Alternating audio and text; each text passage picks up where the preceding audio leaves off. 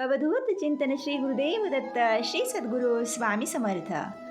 स्वदुग्धे सदा पोषिते जी जगाला, स्वपुत्रास देजी कृषी चालवाया. परमपूज्य जी वंद्य या भारताला, नमस्कार त्या दिव्य गोदेवतेला. यंदा गोवत्स द्वादशी आणि वसुबारस यांचे मिलन झालेले आहे. गाय आणि वासराच्या अंगी असणारी उदारता, प्रसन्नता, शांतता आणि समृद्धी आपणास लाभो. लवकरच येणारी यंदाची दिवाळी तुम्हा सर्वांना व तुमच्या कुटुंबियांना सुख समृद्धीची व भरभराटीची जावो, हीच देवा स्वामींचरणी प्रार्थना करते. भक्तांनो, 9 नोव्हेंबर गुरुवार या दिवशी रमा एकादशी आहे. याच दिवशी वसुबारस आहे. यालाच गोवत्स द्वादशी असे देखील म्हणतात. दोन्ही तिथी घटल्या आहेत, त्या एकत्र आलेल्या आहेत आणि इथेच वसुबारस आणि गोवत्स द्वादशी यांचा शुभ संयोग झालेला आहे. या दिवसाचं अजून जास्त महत्त्व वाढलेलं आहे. तर पूर्वीचे लोक एकादशीला व आजही काही ठिकाणी याच दिवशी दिवाळीचा पहिला दिवा लावतात व दिवाळीला सुरुवात करतात. पण यावर्षी दोन्ही तिथी एकत्र आल्या आहेत आणि विशेष या दिवशी लक्ष्मींचा, स्वामींचा शुभवार गुरुवारसुद्धा आहे. त्यामुळे यावर्षी वसुबारसेपासूनच आपल्याला दिवाळीचा पहिला दिवा प्रज्वलित करायचा आहे आणि दिवाळीचं खूप आनंदाने, उत्साहाने, दिव्याच्या तेजाप्रमाणे मन तेजोमय ठेवून स्वागत करायचं आहे. तर सर्वात आधी वसुबारस म्हणजे काय या शब्दाचा अर्थ जाणून घेऊ. वसु या शब्दाचे अर्थ अनेक आहेत. वसु म्हणजे गाय, वसु म्हणजे सूर्य, वसु म्हणजे धनद्रव्य. बारस म्हणजे कोणत्याही महिन्यातील 12वी तिथी म्हणजेच 12वा दिवस. द्वादशी तिथी एकादशीच्या दुसऱ्या दिवशी असते, यालाच बारस असे म्हणतात. देवी लक्ष्मीला आपण तुळशीच्या रूपात बघतो, गाईच्या रूपात बघतो किंवा आपल्या घरातील धनद्रव्यामध्ये बघतो. तर वसु या शब्दाचा अर्थ आपण इथे गायही घेऊ शकतो. या गोमातेमुळे कितीतरी गोरगरीब शेतकरी बांधवांचे आयुष्य सुखात चाललेले आहे. कारण गोमाता ही शेतकऱ्यांची लक्ष्मी माता आहे. लाखो शेतकरी शेतीसह जोडधंदा म्हणून दुग्ध व्यवसाय करतात. यामध्येच गोमातेचा खूप मोठा वाटा आहे. गाई म्हशीच्या दुधावरती खूप शेतकऱ्यांचे संसार आज सुखी आहेत आणि म्हणूनच पूर्वीपासून गोमातेला लक्ष्मीचं रूप मानून आधी वसुबारसेला खऱ्या लक्ष्मीची पूजा करून दिवाळीला सुरुवात करण्याची एक फार वर्षांपूर्वीची प्रथा आहे. त्याचबरोबर गाईच्या पोटात 33 कोटी देवांचे वास्तव्य स्थान आहे. त्यामुळे 33 कोटी देवांचा आशीर्वाद प्राप्त करून घेण्यासाठी गाईचा मान सन्मान करून तिच्या वासरासह पूजा करण्याची प्रथा आहे. तर या पूजेला मुहूर्त असतो तिन्ही सांजेचा. ज्यावेळी आपण म्हणतो लक्ष्मी येण्याची वेळ झालेली आहे, याच वेळी आपण घरामध्ये दिवे लागण करतो. यालाच प्रदोष काळ असे देखील म्हणतात. म्हणजेच 6:30 ते 7:30 या वेळेत तुम्हाला गाईची तिच्या वासरासह पूजा करायची आहे. कारण या दिवशी फक्त गाईची पूजा न करता तिच्या वासराची म्हणजेच मायलेकरांची एकत्र पूजा करतात. याचं कारण म्हणजे माता लक्ष्मीचं आगमन व्हावं आणि आपलं घर लेकराबाळांनी आनंदाने गुण्यागोविंदाने भरलेलं राहावं. यासाठी वसुबारसेला गाई वासराची पूजा कशी करावी हे सविस्तर पाहू. तर भक्त हो, या दिवशी पहाटे लवकर उठायचं आहे. म्हणजेच ब्रह्ममुहूर्तावर स्नान करायचं. या दिवशीपासूनच अभ्यंग स्नानाला तुम्ही सुरुवात करू शकता किंवा खूप जण अष्टमीपासूनच अभ्यंग स्नान करतात. या दिवशी व्रतही केलं जातं.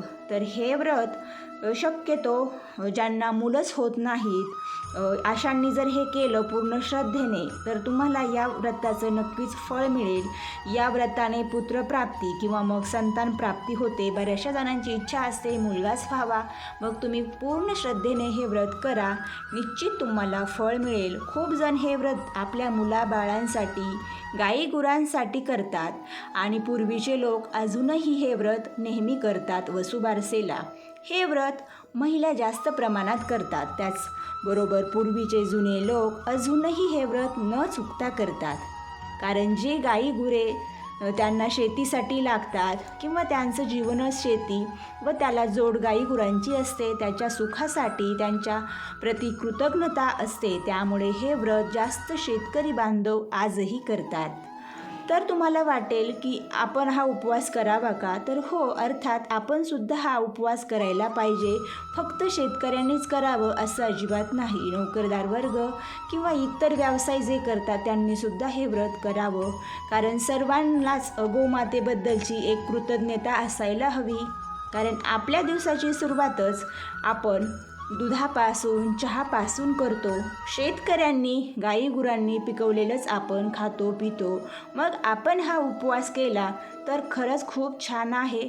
हा उपवास करणाऱ्यांना व ज्यांना हा उपवास करायचा नाही सर्वांसाठी महत्त्वाचा नियम आहे, अवश्य पाळायला हवा. एरवी आपण उपवास असेल तर चहा पितो, कॉफी, दूध घेतो किंवा मग गाईचे म्हशीचे दूध, तूप हे काही पदार्थ खातो, दही, ताक हे सर्व. तर आपल्याला या दिवशी गाईचे दूध, दही, तूप म्हणजेच तेलकट तुपकट हे पदार्थ खायचे नाहीत. आता उपवास करायचा आहे तर हे सर्व पदार्थ सोडून तुम्ही या व्यतिरिक्त दुसरे जे उपवासाचे पदार्थ आहेत ते खाऊन उपवास करू शकता. भक्त हो, वसुबारसबद्दलची माहिती पाहिली. आता यानंतर मी तुम्हाला आधीच एका व्हिडिओमध्ये अष्टमी ते अमावस्या लक्ष्मी प्राप्ती सेवा सांगितलेली आहे. ती सुद्धा दररोज न चुकता करायची आहे. आणि जर तुम्ही तो व्हिडिओ पाहिला नसेल तर लिंक डिस्क्रिप्शनमध्ये देईल. नक्की तो व्हिडिओ पहा व ती सेवा करा. तुमच्याकडे जर गाई वासराची जी मूर्ती असते ती जर नसेल तर तुम्ही ती वसुबारसेपर्यंत आधीच आणून ठेवा. तुम्हाला अष्टमीपासूनच दारात दररोज गोपद्म, गाईचे पाऊल, लक्ष्मीचे पाऊल या रांगोळी काढायच्या आहेत. आता आपण दररोज आपल्या घराच्या दारात किंवा मग तुळशीच्या समोर रांगोळी काढत असतो, पण खूप महिलांना काही कामानिमित्त म्हणजेच वेळ मिळत नाही. तर मग तुमच्या दारामध्ये रांगोळी नसतील तर मग तुम्ही या रांगोळी अष्टमीपासून सुरू केल्या नसतील तर मग तुम्ही वसुबारसेपासून या रांगोळी काढण्यास सुरुवात करा. कारण पूर्वीची म्हण आहे, दारी सडा रांगोळी तिथे रोज तूप साखर पोळी. म्हणजेच रांगोळीमुळे आपल्या घरामध्ये एक प्रसन्नता निर्माण होते. आपल्या स्वतःला सुद्धा खूप प्रसन्न वाटतं. रांगोळी सडा हे दारामध्ये असेल तर आपल्या घरामध्ये लक्ष्मीसुद्धा खूप आनंदाने येते. तर तुम्हाला या दिवाळीच्या सणासुदीत म्हणजेच वसुबारसेपासून लक्ष्मी पद्म, गोपद्म, गायत्री पद्म या रांगोळ्या काढायच्या आहेत. आता तुमच्याकडे जर आधीची गाय वासरू नसेल आणि तुम्ही नवीन घेणार आहात तर तिची आधी तुम्हाला पूजा करायची आहे, म्हणजेच प्राणप्रतिष्ठा करायची आहे. ज्यांची आधीची आहे त्यांनी आपण नेहमी जशी पूजा करतो तशीच पूजा करायची आहे. आधी साधे पाणी घाला, चंदनाचे पाणी घाला, नंतर तुम्हाला हळदी कुंकवाचे पाणी घालायचे आहे, पुन्हा साधे पाणी घालायचे आहे. यानुसार पूजा करून घ्यायची. इथे सुद्धा मी तुम्हाला सविस्तर पूजा दाखवलेली आहे. नंतर तुम्हाला गाईला हळदी आणि तूप एकत्र करून याचं तुम्हाला लेपन लावायचं आहे. आता वसुबारसेला गाईचे खांदे मळले जातात. तर पोळ्याला सुद्धा बऱ्याच ठिकाणी बैलांचे व गाई गुरांचे खांदे मळतात. आजही जुने लोक हे सर्व करत असतात. आणि म्हणजेच त्याला जे हळदी आणि तूप आहे याचं लेपन पूर्ण गाई गुरांच्या शरीराला अंगाला चोळलं जातं. यालाच मळणं म्हणतात.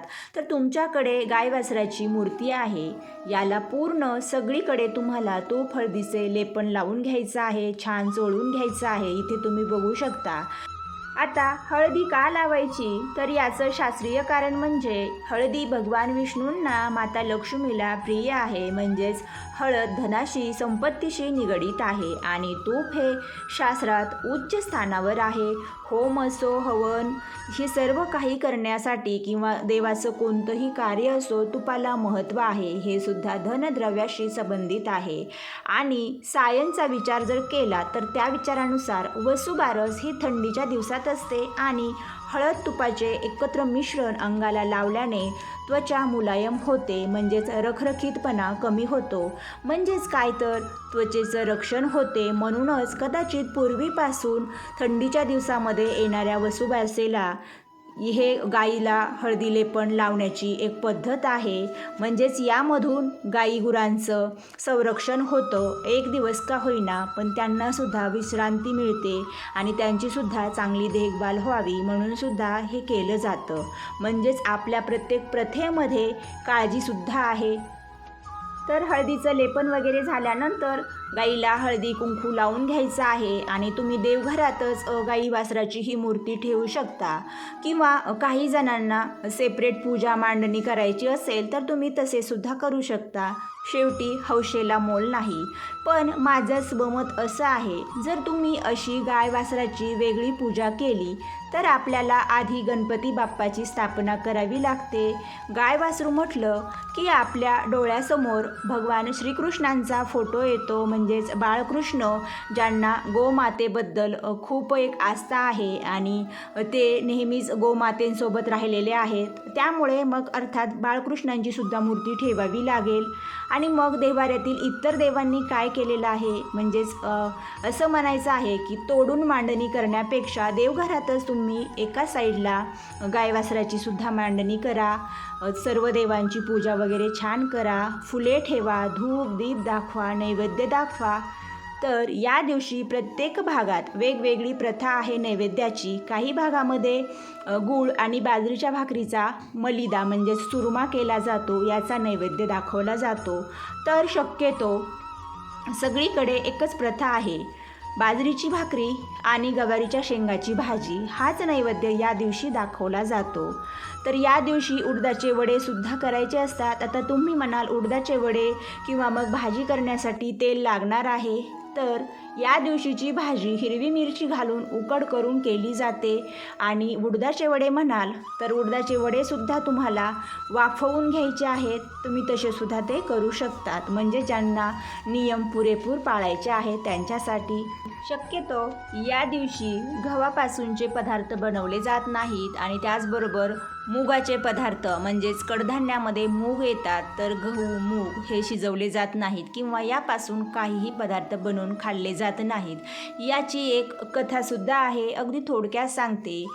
पूर्वीच्या काळी आटपाट नगर होतं. तिथं एक कुणब्याची म्हातारी होती आणि तिला एक सून होती. गाई गुरं होती, ढोरं म्हशी होत्या, गव्हाळी मुगाळी वासरं होती. एके दिवशी सकाळी उठली आणि म्हातारी शेतावर जाऊ लागली. सुनेला हाक मारली, मुली मुली इकडे ये. सून आली, काय म्हणून म्हणाली. तशी म्हातारी म्हणाली, मी शेतावर जाते, दुपारी येईन. तू माडीवर जा, गव्हाचे मुगाचे दाणे काढ, गव्हाळे मुगाळे शिजवून ठेव असं सांगितलं आणि आपण शेतावर निघून गेली. सून माडीवर गेली, गहू मूग काढून ठेवले, खाली आली, गोठ्यात गेली. गव्हाळी मुगाळी वासरं उड्या मारीत होती. त्यांना जिवे मारलं व चिरून त्यांचं मांस शिजवून ठेवलं आणि सासूची वाट पाहत बसली. दुपार झाली तशी सासू घरी आली. सुनेनं पान वाढलं, सासूनं पाहिलं, तांबडं मांस दृष्टीस पडलं. तिनं हे काय म्हणून विचारलं तर सुनेनं सर्व हकीकत सांगितली. सासू घाबरली आणि न समजता चुकी घडली म्हणून तशीच उठली, देवापाशी जाऊन बसली, प्रार्थना केली, हे देवा, हा सुनेच्या हातून अपराध घडला, तिला क्षमा करा, गाई वासरं जिवंत करा. असं नाही झालं तर मी संध्याकाळी माझा प्राण देईन असा निश्चय केला. देवापाशी बसून राहिली. देवानं तिचा एकनिष्ठपणा पाहिला, निष्कपट अंतकरण पाहिलं. पुढे संध्याकाळी गायी आल्या, हंबरडा फोडू लागल्या. तशी देवाला चिंता पडली. हिचा निश्चय ढळणार नाही असं देवास वाटलं.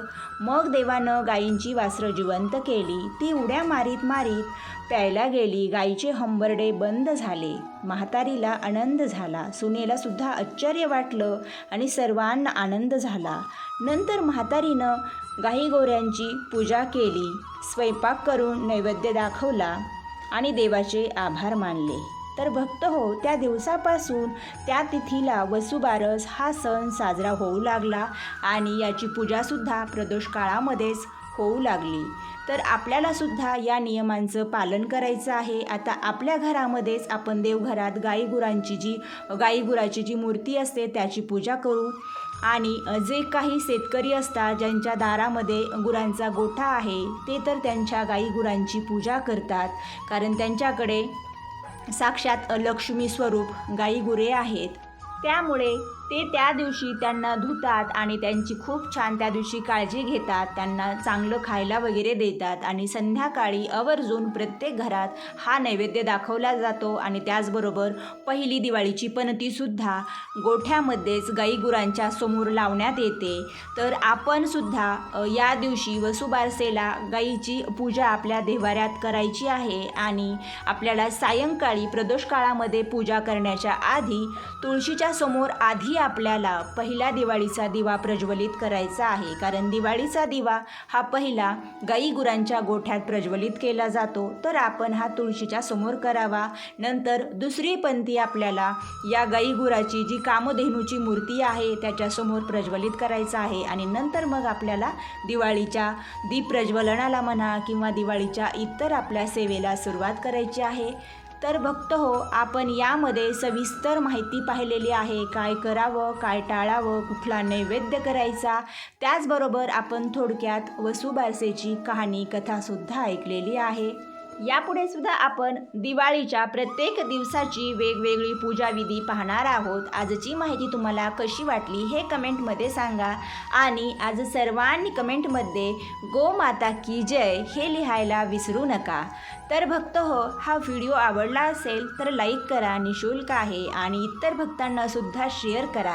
जे चॅनलवर नवीन आहेत त्या सर्व भक्तांनी चॅनलला सबस्क्राईब करा व शेजारी येणारी घंटी प्रेस करा.